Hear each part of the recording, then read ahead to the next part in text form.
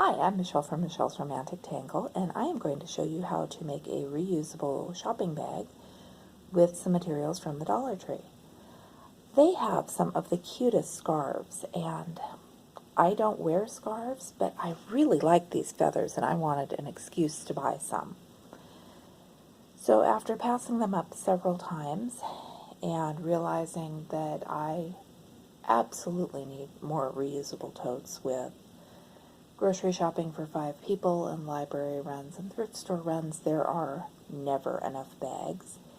And my state's new bag ban has made it suddenly more urgent that I need more bags. I decided that I would use the scarf as the straps for a bag. And I know that I have seen other YouTube Dollar Tree videos where they have used pillowcases for the fabric. My Dollar Tree did not at that time have pillowcases, but what they do occasionally have are t-shirts. I found 2 ladies' t-shirts in the same size and color. I think the size would be more critical than the color for this, although you could make it work so many different ways. If you want to use the pillowcases or if you have fabric already at home, there are lots of ways to do this. The ladies' t-shirts are a bit flared at the bottom, but I am just going to make my bag a bit flared so I can use existing seams and keep this as easy as possible and straightforward. So the first thing I'm going to do, I've unfolded my scarf and found the seam.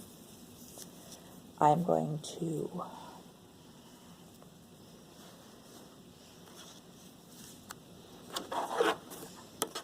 I'm on my own this morning and don't have a teenage boy to hold the camera, which in some ways is a great thing and in some ways is going to make our angles a little bit more challenging.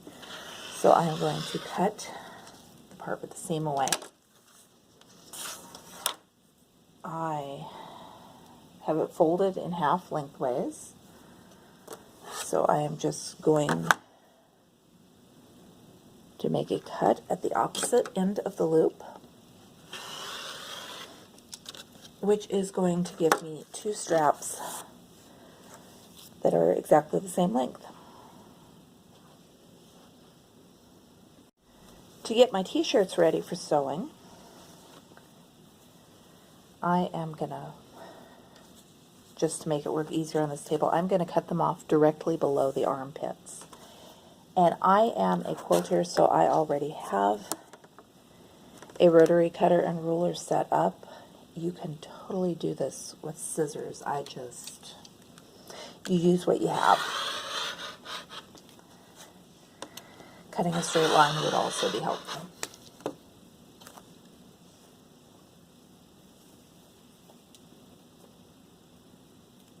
And I think all of us doing these projects, we have different sewing room setups or different supplies. So I will show you using how I would do it with what I have.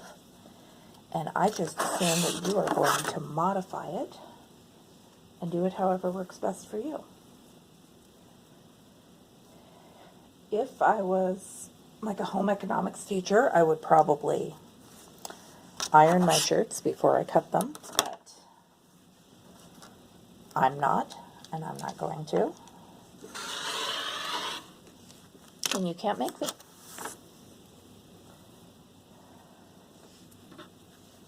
So now I have 2 pieces.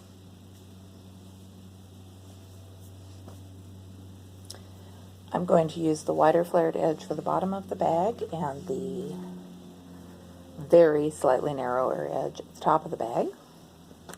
I probably should have taken off the stickers before I did the cutting, but I have not done this before. I am improvising as I go because I don't know if I will do this more than once. And I hate it when I do something and go, oh, that would have made a great video if I'd filmed it. I am also going to cut off one of my little sleeves and then cut it into 2 pieces because I'm going to use this as some extra support to anchor my straps. If I was in my own sewing room, I would zigzag the raw edges of these scarves because I think they're going to fray like crazy, but I am in my mom's sewing room using her machine and cannot figure out the zigzag stitch. These things are going to be sewed in so tightly that I don't think that the fraying will be an issue. And I will put some extra seams to compensate for that just in case. So what I have done, I've taken my little piece I cut from the sleeve, and I'm just going to fold it into quarters to make a little tab.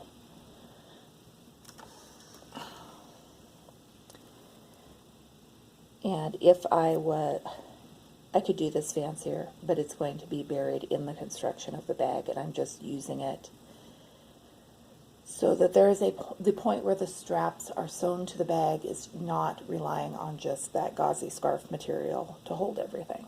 So this is folded into quarters. I'm going to take the scarf,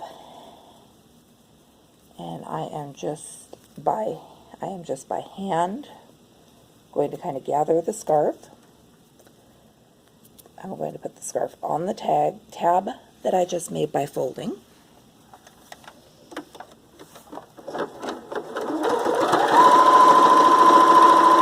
And I'm going to stitch the scarf to the tab, the end of the scarf to the tab. And then, because like I said, I think this scarf material is gorgeous, but not the sturdiest, I'm going to sew the seam 3 or 4 times. Any place where I can add strength to my bag straps, I do it. Back when I was in school, I was a bookworm and I tore the straps off of more bags. I still do. Kindle has saved me from that to a degree, but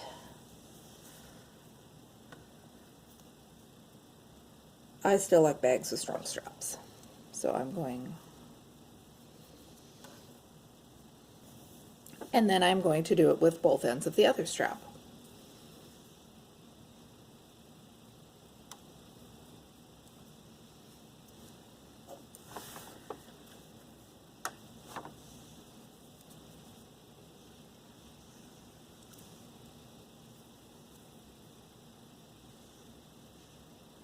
I'm just folding wide pleats to make a narrow point to anchor the strap to the bag.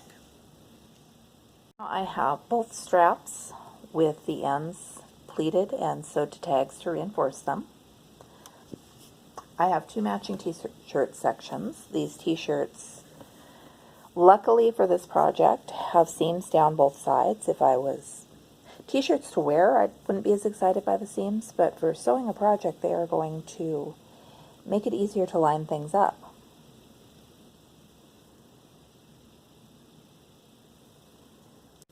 I have pinned my 2 t-shirts together, right sides matching. They are matched up at the seams, side seams on both sides. And then I also made sure to pin and match at what would be the centers of the t-shirt. And for this top edge, I am going to sew all the way around. I'm going to use a wider than usual seam allowance because of the t-shirt fabric. On something like this, the seam allowance does not matter as long as you are consistent.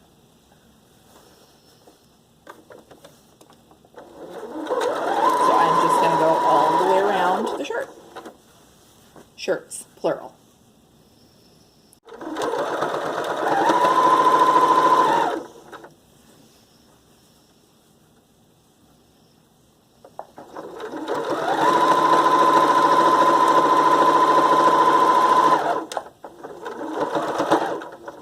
So I just stitched that opening closed with a straight stitch at the very edge of the folded edges of the fabric.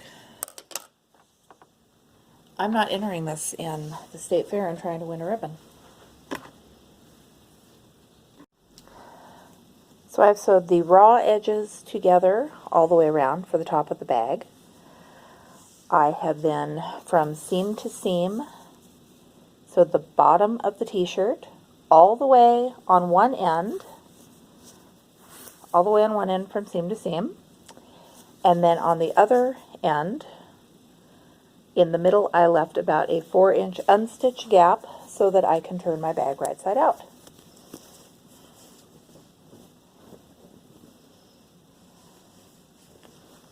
And at this point, I just have a big, ridiculously huge tube of fabric. So I will turn it right side out. I also, while I was doing that, cut the tags from the insides of the t-shirts because I don't need them crinkling in my bag the entire time that I use it. Now for this, I am making a lined bag because why not?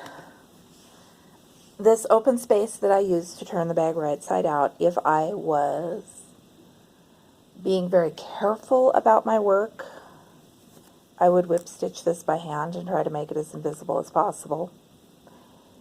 It's a reusable tote bag for library books or the grocery store. I'm not hand stitching that.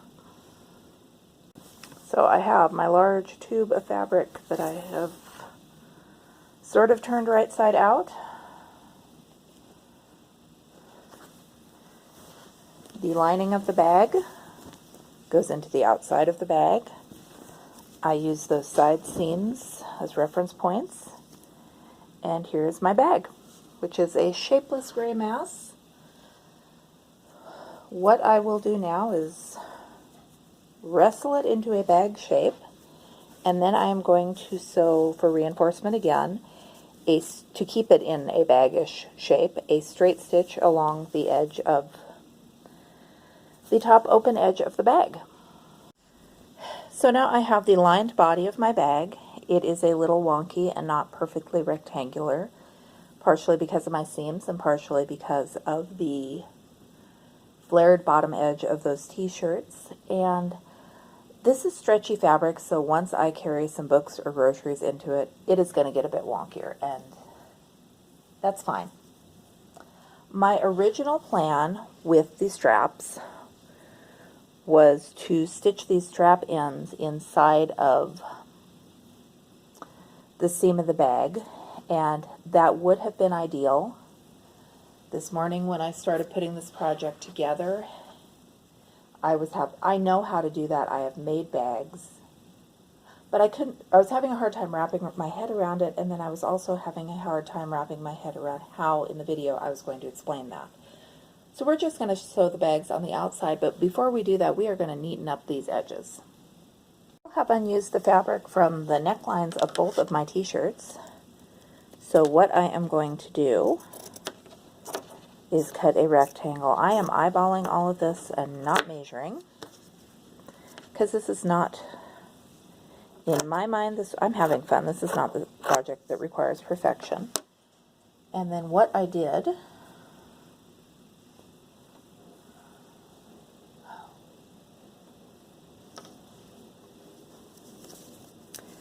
I folded my little rectangle in half.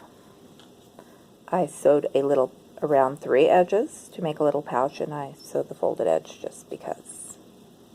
I don't know why. I'm going to turn this right side out, and I am going to tuck the ragged edge of my little scarf end inside of that pouch. I'm going to turn over these edges here, and I'm going to sew along this top seam. Tucked the ends of those straps into the little pouches I have made and sew them up so we have no raw edges, and I am going to sew them to the bag of the body of the bag. I can sew them to either the inside or the outside, and I just need to position them on either side how I want them and make sure that the length of the scarf is not twisted before I sew them on. I'm tucking them into the inside of the bag about 3 inches from that center side seam.